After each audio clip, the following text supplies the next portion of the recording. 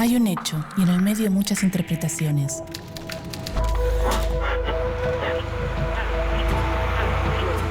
En la calle, en el auto, en la casa, el bar, el trabajo. Hay distintos puntos de vista en el medio de tanta información.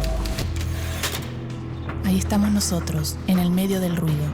En el medio hay un hecho y distintas miradas. En el medio hay un hecho y muchas verdades. En el medio hay mensajes y miradas. Y nosotros estamos ahí. ¿Qué ves? ¿Realidades? ¿Qué escuchas? ¿Verdades? ¿Qué lees?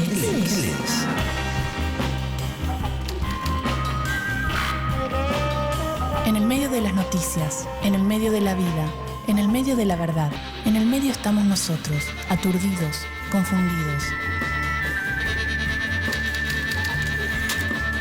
Ahí estamos nosotros, en el medio de los medios.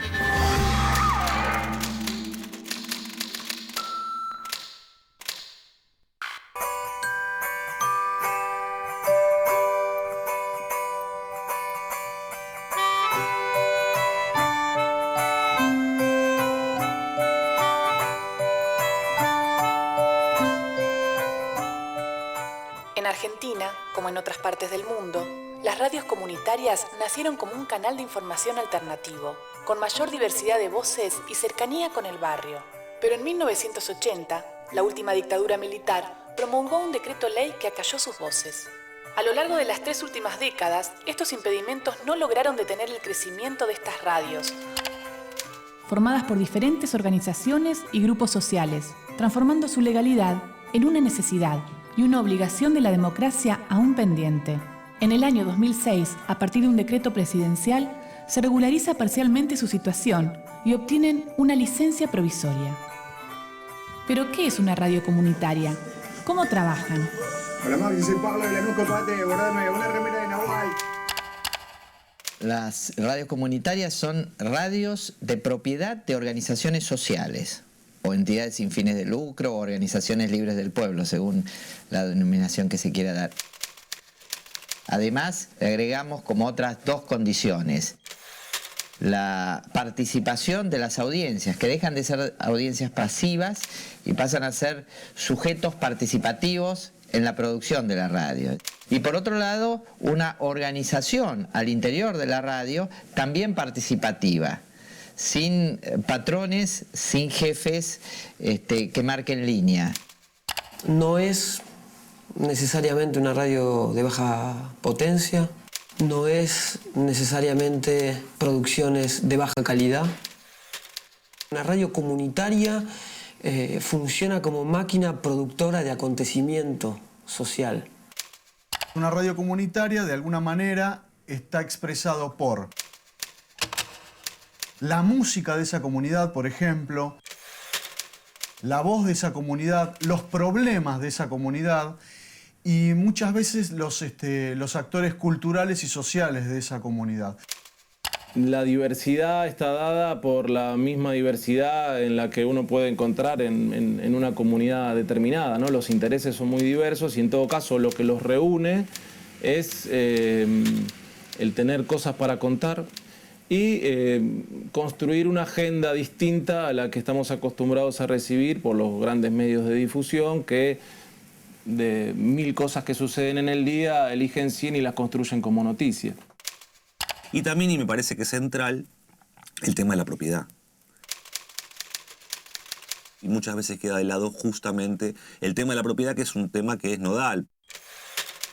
Obviamente, si la propiedad es social de ese medio o de un grupo que no responden a los intereses ni del Estado ni de los fines de lucro de las empresas privadas, ya de por sí lo pone en otra situación, digamos, donde no hay un interés de lucro por parte de la comunicación y donde en general lo que hay sí es una necesidad de desarrollarse y de construir un interlocutor que no ocupe el lugar de cliente o de consumidor.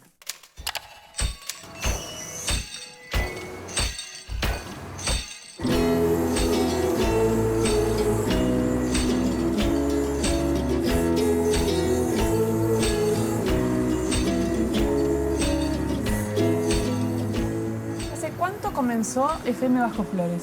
Mira, el primer día que salió al aire la FM Bajo Flores fue el 1 de junio del año 96. ¿Y por qué se eligió un lugar como La Villa para poner una radio? Sí, mira, en realidad no es que se eligió, sino que la FM Bajo Flores, como la mayoría de las radios comunitarias de Latinoamérica, tienen raíces en el barrio. No es que un grupo de afuera viene y hace la radio en la villa, sino que fueron los propios vecinos que construyeron este medio de comunicación.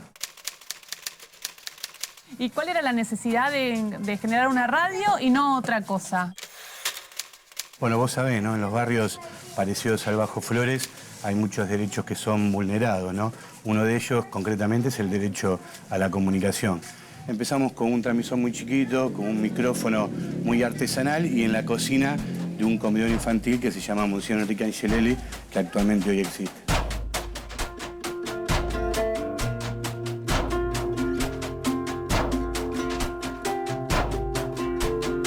¿Cuál es la función de FM Bajo Flores? Mira, la función principal es un poco acompañar el proceso que tiene este barrio en mejorar y en generar mejores condiciones de vida, ¿no? Y además el Bajo Flores es un barrio muy atípico porque en unas 20 cuadras convivimos diferentes colectividades, ¿no? Está la colectividad boliviana, la colectividad paraguaya, la colectividad peruana y estamos los argentinos. Esto genera una gran diversidad cultural y toda esa diversidad cultural nosotros intentamos que esté presente cotidianamente en los micrófonos de la FM Bajo Flores. Me parece que esos son los principios fundamentales de la radio. Bueno, vamos a la radio a conversar. Dale, te invitamos.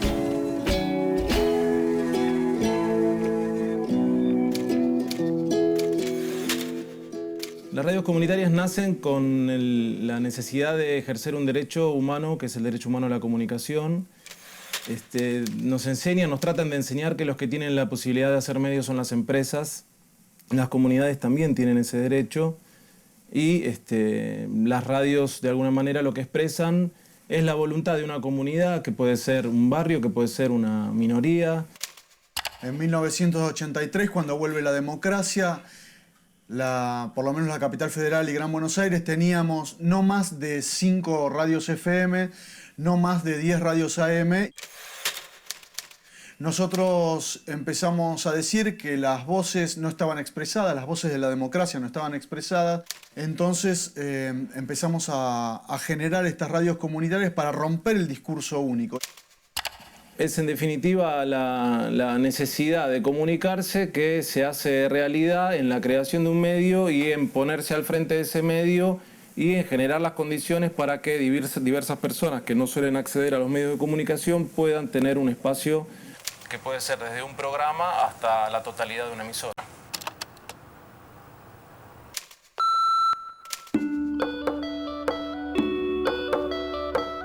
¿Cuáles fueron los procesos culturales y políticos que llevaron al pueblo a necesitar de una radio para amplificar su mensaje?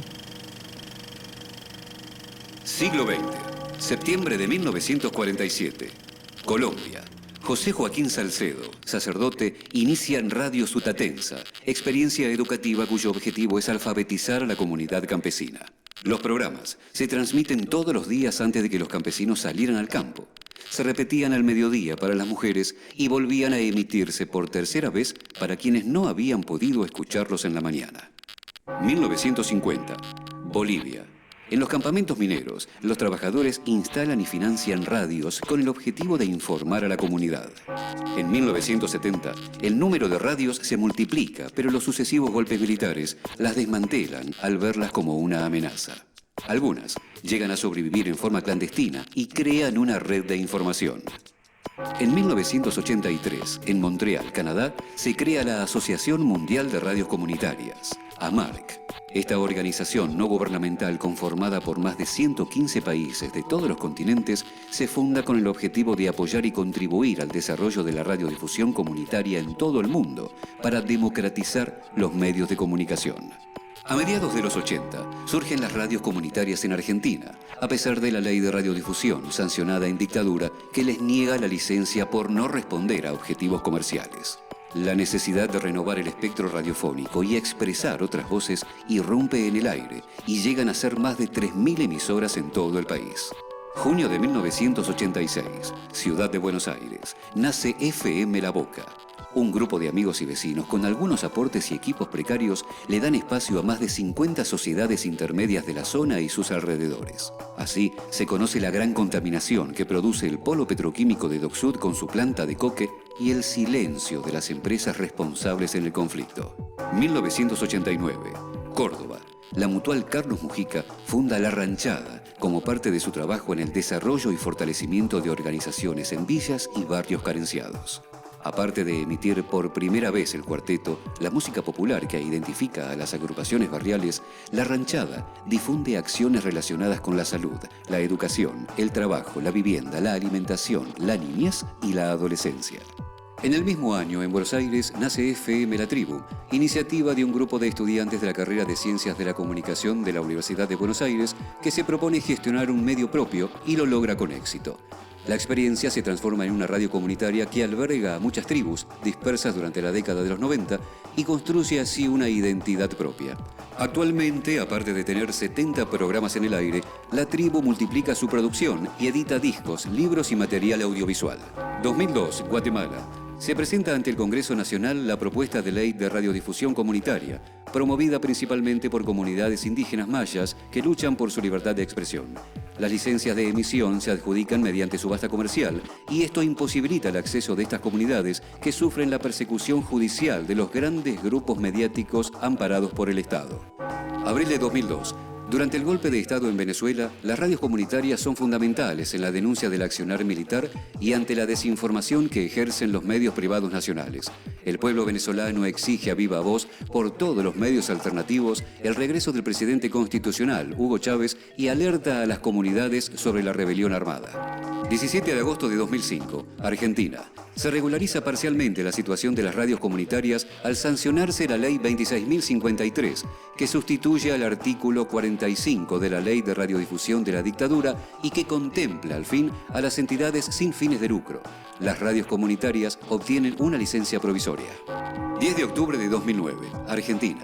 Se aprueba el proyecto de ley de servicios de comunicación audiovisual en la Cámara de Senadores, después de una ardua lucha que llevó décadas. Uno de sus principales puntos contempla un 33% de las frecuencias para los programas de radio y televisión sin fines de lucro. De esta forma, se modifica favorablemente la situación de las radios comunitarias luego de una historia sesgada por la censura.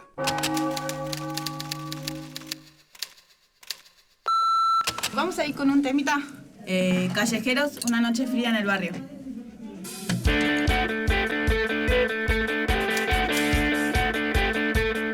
¿Cuál es la función de la radio? Nosotros una vez decíamos que nos definía bastante el tema de ser espejos y ventanas. Espejos, que sea un lugar en donde los sectores populares, el barrio, se puedan ver reflejados en la programación de la radio, en las voces, en los contenidos, en las noticias. Pero al mismo tiempo que ese espejo sea una ventana, que cualquiera que no conoce todos estos barrios o que no conoce la comunidad que es propietaria del medio, pueda asomarse a esa ventana y ver de qué se trata. O sea, no solo comunican, sino que también forman y colaboran con el barrio. Nosotros siempre decimos que el proyecto de la radio es un proyecto político-comunicacional. ¿Qué significa eso? Es esto. No solamente es una radio que sirve para pasar música, noticias y nada más, sino que interactúa todo el tiempo con el barrio. Todos se hacen cargo de lo que es el medio, de venir a hacer un programa acá en la radio y que esté esa comunión, ¿no? Que el barrio esté dentro de la radio y que la radio esté dentro del barrio. Por ejemplo, ahora se dio el empadronamiento de la comunidad boliviana para poder votar el 6 de diciembre, vinieron los vecinos y nos trajeron para que nosotros demos la difusión. Entonces mañana van a difundir que hay centro de empadronamiento para la gente de la comunidad boliviana para que puedan votar en las elecciones del 6 de diciembre. Una cosa importante para cerrar la idea.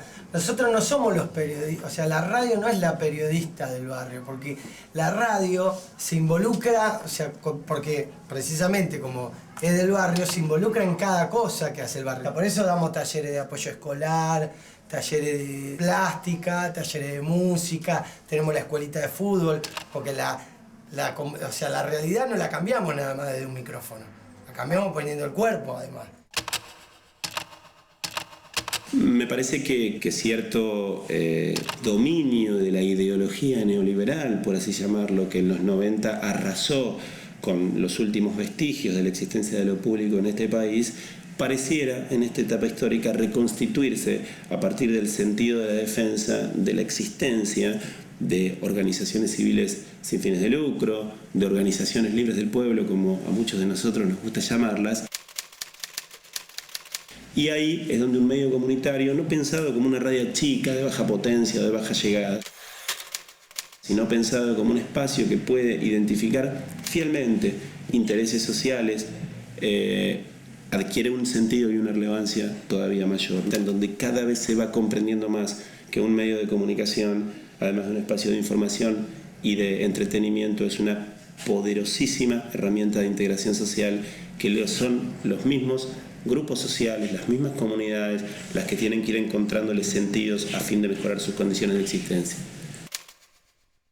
Una radio comunitaria no tiene un límite, no tiene límites en cuanto a la penetración, en cuanto al alcance, incluso entre los niveles de audiencia. Voy a recordar el caso de FM La Ranchada, una radio comunitaria de la ciudad de Córdoba. Fue la primera radio en la ciudad de Córdoba que pasó cuarteto en la radio. Y obviamente llegó a estar primera, segunda en audiencia. Está el caso de FM en Tránsito de Castelar, que estaba entre las 6, 7 radios más escuchadas porque tomaban temáticas locales. Creo que la radio comunitaria en absoluto tiene que tener una limitación, ni en la cabeza de los que lo hacen, ni en cuanto a la legislación, ni en cuanto a la consideración pública, que una radio comunitaria tenga que ser una radio chica. No, la intención es que la radio comunitaria sea una radio que tenga un nivel de impacto lo suficientemente alto, un nivel de calidad en la producción que sea muy alto y que haya un compromiso con lo que está haciendo, incluso más alto de lo que hay en las radios comerciales, donde el compromiso con eso no existe, existe otro tipo de compromisos.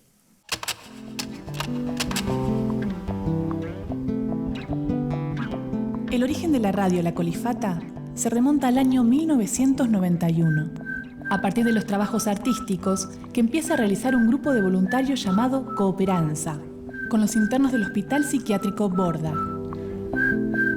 Alfredo Olivera, uno de los voluntarios, recibe la propuesta de contar la experiencia en la FM comunitaria SOS de San Andrés. La llama La Columna del Borda y aprovecha ese espacio para dar voz a los pacientes. A partir de esa idea, Alfredo registra en el hospital debates, chistes, preguntas y planteos de los pacientes. Ese material se edita y se retransmite. Por primera vez se establece un puente entre sectores que no entraban en contacto hasta el momento. Los internos eligen el nombre La Colifata y los oyentes completan la elección votándola como la mejor propuesta. Bueno, ahora le vamos a preguntar con qué sueñan algunos de ustedes, ¿eh? Vayan diciendo los sueños y las realidades. Así nace en 1991, en los jardines del Borda, este espacio que se abre cada sábado durante más de 6 horas. Un promedio de 50 pacientes se congrega alrededor de un grabador que registra las charlas y una antena emite en directo lo que allí ocurre por el 100.1 de frecuencia modulada. Pero son más de 30 las emisoras que retransmiten las producciones de La Colifata en formato de microprogramas. El equipamiento técnico con el que cuentan se adquirió mediante donaciones individuales y 2 subsidios oficiales. Fue Manu Chao, el cantante y compositor franco-español, quien al poco tiempo editó su disco La Colifata, cuyo ingreso fue íntegro para la radio y el equipo terapéutico. También se filmó el documental LT22, Radio La Colifata. La experiencia de La Colifata fue copiada en hospitales de todo el mundo con similar éxito. Sus objetivos de recuperación social y reparación terapéutica son un paso importante en el trabajo de la salud mental. Tener plantas, tener un jardín. La Colifata no tiene límites. Después de todo, es una radio que rompe el muro que separa cuerdos de locos. Hasta el sábado que viene.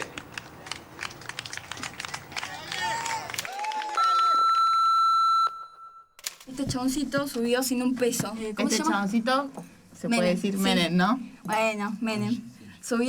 Asumió en la presidencia, que mi profesora de la escuela siempre me dice, mirá con qué traje subió y después fíjate todas las cuentas que tiene en el banco. Chicos, ¿hace cuánto empezaron en la radio? Yo 5 años más o menos, 5 o 6 años. Yo va a ser un año dentro de poco. ¿Y sos operador? Operador técnico, sí, de la radio. Soy el encargado de pasar la música y de operar distintos programas. Y a través del micrófono, ¿vos pensás que cambiás realidades, transformás dando otra información? Y sí, porque pasamos cosas que son importantes para nuestros barrios. El tema de la limpieza del basurero, de la luz, de los colegios, son cosas que a nosotros sí nos importan. Porque somos jóvenes y queremos que cuando tengamos hijos o nuestros nietos o lo que sean estén mejor que nosotros, no cada vez peor. Nosotros tenemos el poder de decir verdaderamente cuál es la realidad de nuestro barrio. Con todo esto de que si entras acá te roban, ¿no? Eso como que tienen un concepto muy marginal de lo que somos nosotros. ¿Por qué te gusta estar en la radio FM Bajo Flores? A mí me gusta estar para no estar en la calle. Y sí, la verdad. Y aparte, yo de acá vengo hace como 5 o 6 años que estoy acá. Y está bueno venir acá. La verdad, sí.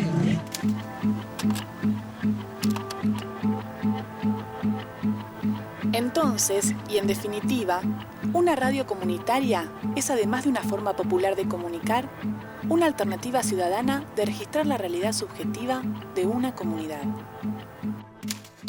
Creo que los medios comunitarios, desde su origen, tuvieron una capacidad de visibilizar la subjetividad existente en la producción de los mensajes desde un arranque. No hubo en ese sentido ningún tipo de violación al contrato entre productor de información y oyente, porque siempre estuvo claro en un medio comunitario que lo que se ponía al aire era la dimensión subjetiva, con distintos formatos y con distintas estéticas, pero la dimensión subjetiva que el comunicador construía en torno a la elaboración de un mensaje. El oyente recepcionaba eso desde ese lugar, comprendiendo quién, cómo y desde dónde se lo decía, y no velando atrás de una supuesta objetividad los reales intereses y los móviles a partir de los cuales ese mensaje estaba construido, que en líneas generales siempre ha sido absolutamente coherente en términos de trabajar alrededor de la promoción de la defensa de los derechos humanos, la integración latinoamericana,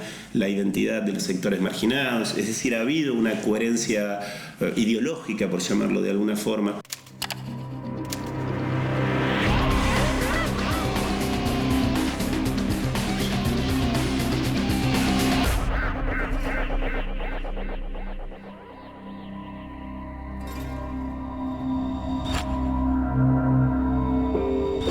El ejercicio de desarmar una noticia y analizar sus partes nos permite preguntarnos y entender su construcción.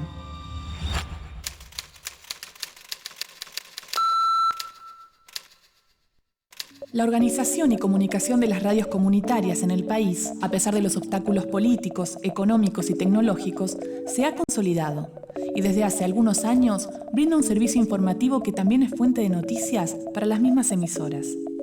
El Foro Argentino de Radios Comunitarias, más conocido como FARCO, es una organización que agrupa distintas emisoras comunitarias. Escuchemos el informativo que emitieron el 5 de octubre y veamos qué noticias privilegiaron a la hora de informar.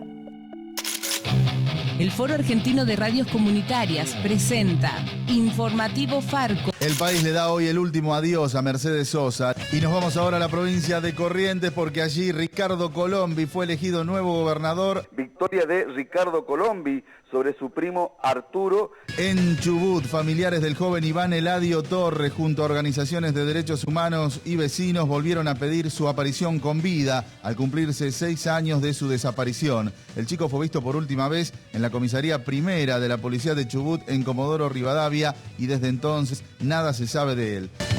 Nos vamos ahora a Neuquén porque allí crece el hostigamiento del poder político y económico contra las organizaciones sociales y también contra el pueblo mapuche. El mismo día y a la misma hora, Radio 10 informaba noticias internacionales y datos sobre accidentes y problemas de acceso a la ciudad de Buenos Aires. Radio 10, la radio. Francia advierte que la Argentina debe permitir la auditoría del FMI para negociar con el Club de París. Lo dijo la ministra de Economía gala, Christine Lagarde.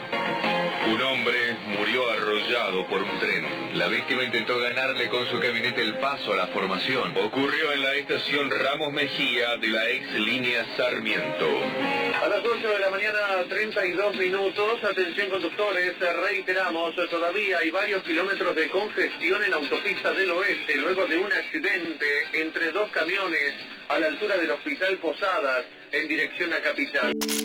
Y el informativo de Radio Continental decía lo siguiente. Continental. Servicios informativos.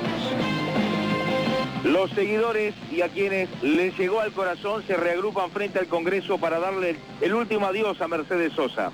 Ricardo Colombi le ganó el balotaje con más del 60% de los votos a su primo Arturo y gobernará Corrientes. Hoy se reúne el presidente del Banco Central, Martín Redrado, con el director del fondo y analizará la propuesta de acercar bancos internacionales para volver a colocar deuda. El premio Nobel de Medicina fue para 3 norteamericanos por sus investigaciones contra el cáncer y el envejecimiento.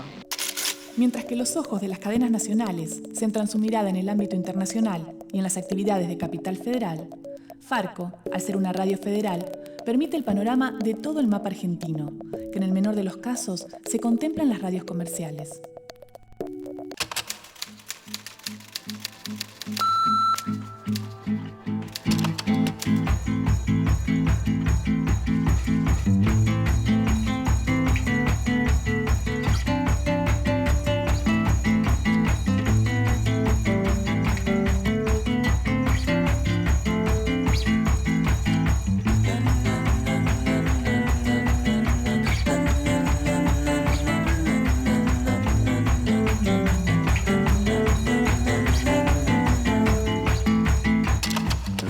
Comunitarias tienen legitimidad, tienen independencia de cualquier poder y vamos por más, porque la nueva ley nos abre un espacio que habrá que ocupar con calidad. Y esto es un desafío para las actuales radios comunitarias y para las que vengan, que seguramente serán muchas. Una radio comunitaria que se precie de tal debería lograr mecanismos, incentivar la posibilidad de que la gente no solamente escuche, sino que también participe. Eso también es libertad de expresión. Y eso está mucho más garantizado en un medio gestionado de manera social, con democracia, con participación, que en un medio que para entrar y llegar hasta el micrófono, la única posibilidad que tenés es con un mensaje telefónico de 30 segundos o con un trámite burocrático que en muchos casos es imposible de completar. Si vos tenés 4 o 5 emisores que te dicen cuáles son tus problemas, que incluso te dicen cómo tenés que ser y además cómo tenés que resolverlos, hace que quizás se opere sobre una cierta uniformidad en cuanto a resolver las cuestiones. Entonces, si una persona tiene que, para ser exitosa, cumplir con 4 o 5 parámetros determinados que están planteados por los anunciantes de los grandes medios, bueno, es una manera, digo, pero no es la única. La sociedad, yo creo que una de las cosas que tiene que hacer es dejar de esperar y producir acontecimiento. Y los medios es un modo más, una herramienta más entre muchos otros espacios posibles. Por lo tanto, que la sociedad no espere nada, sino que se torne en todo caso un tanto impaciente, como los pacientes del Borda, que se impacientaron y salieron a ofrecer lo más digno de su ser, que es su palabra. Y en su palabra su historia, su búsqueda, la posibilidad de un presente que los convoca a estar vivos, porque hay otro que conecta.